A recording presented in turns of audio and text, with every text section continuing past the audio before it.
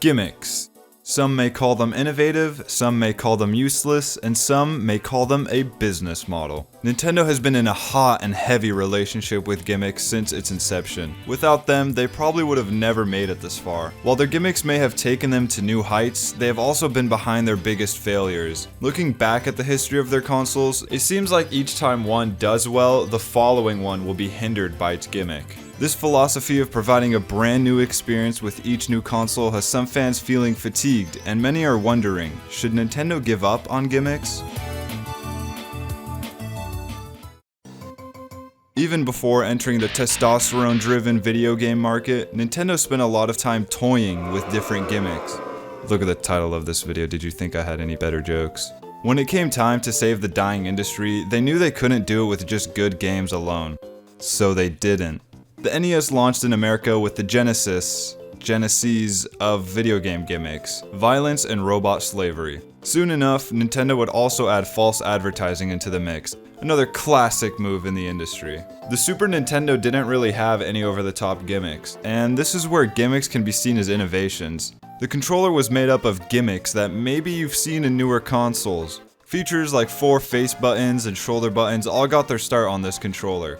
The N64 had really cool gimmicks, like making all the controllers male and limiting developers' capabilities. Also, they added another dimension, but who cares when your controller has a peen? Realizing that they weren't ready to move into the 21st century, Nintendo decided it would be best to use mini-discs to limit developers this time around. To be fair, the GameCube did improve upon the N64's multiplayer emphasis. Multiplayer games were taken to the next level with the GameCube's LAN support, and they even included a handle on the GameCube so you can easily carry it with you while you're going door to door desperately looking for someone to play Kirby Air Ride with. After being disappointed by the GameCube's sales numbers, Nintendo realized that they had 2 options for their upcoming console. They could build upon the GameCube and make a lot of fun and interesting games with modern hardware, or they could throw everything out the window and go after the GILF scene. This was probably the easiest decision they had to make.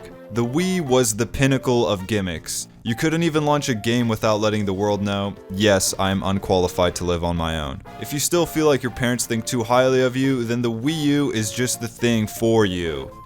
Alright, not only will they be confused on why you bought another Wii, but now you have a toddler tablet to play some of the worst Nintendo games with.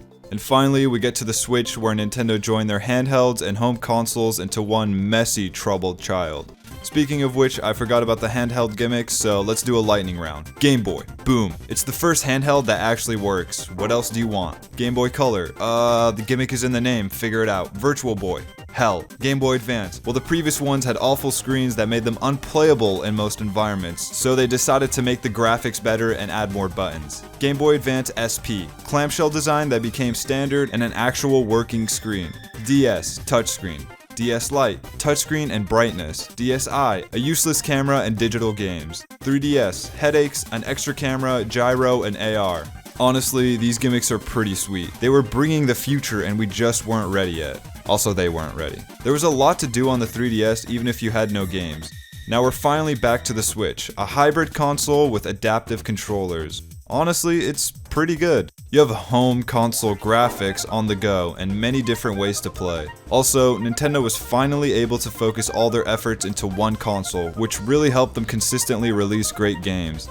There was a lot I probably skipped over, but I think that was a good rough history of Nintendo's consoles and gimmicks. So why should Nintendo continue with their current philosophy? Well, the most obvious is that it's just fun as hell.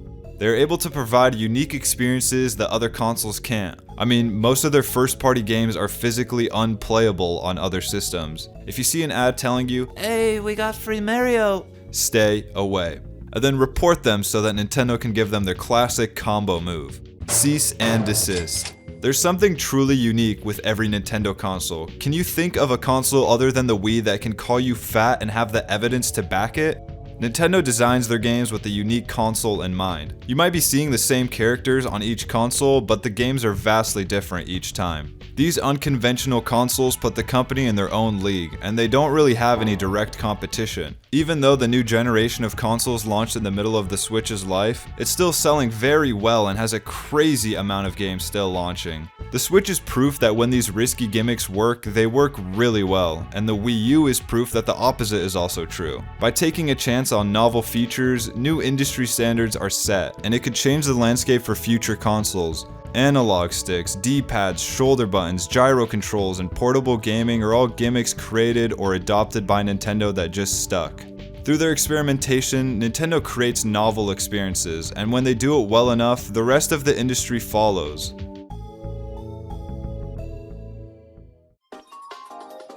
Obviously, there are plenty of downsides to these gimmicks. A recurring theme across most of Nintendo's consoles is that their gimmicks can often hold them back. They put so much of their resources into designing these silly little controllers that the console's capabilities often have to be reeled back in order to still be affordable.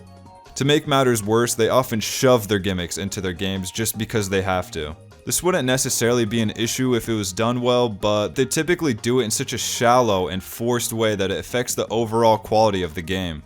As these games age, it poses another issue. With each new console being so different, backwards compatibility has become a serious issue. Actually, scratch that. Nintendo has already solved this by not providing legacy content or backwards compatibility. Most of their older consoles would technically work on Switch, but the Wii and Wii U have other variables that prevent their games from being 100% playable on the Switch.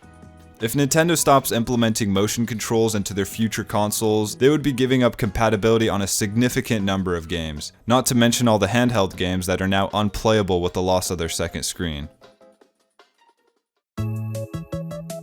After looking back at all the pros and cons of Nintendo's gimmick philosophy, trying to decide if they should continue this becomes a bit unclear. On one hand, they're creating novel experiences and securing a spot in their own league, but on the other, they're limiting the raw capabilities of their consoles and making their legacy content even more inaccessible.